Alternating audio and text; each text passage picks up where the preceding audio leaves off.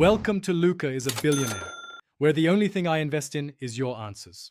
In this video, I will explain how to make pasta sauce creamy. We will start by exploring the essential ingredients that contribute to a luxurious texture. Then, we will delve into specific cooking techniques to ensure your sauce is perfectly smooth and emulsified. Finally, I will share tips for adjusting the consistency and avoiding common mistakes, helping you achieve a restaurant-quality creamy pasta sauce every time.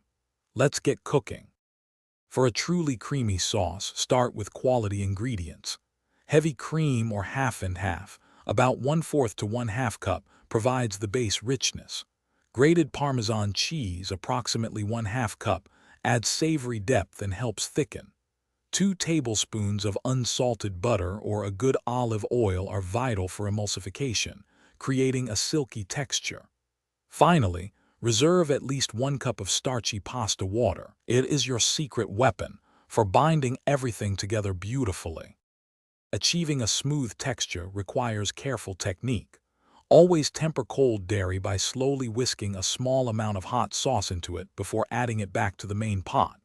This prevents curdling. Whisk vigorously when incorporating cheese and fats to ensure a uniform blend.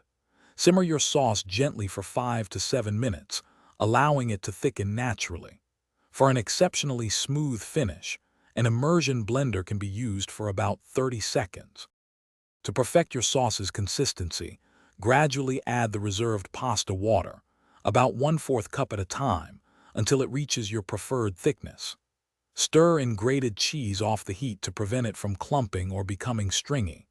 Always taste your sauce frequently, adjusting salt, pepper, and other seasonings as needed.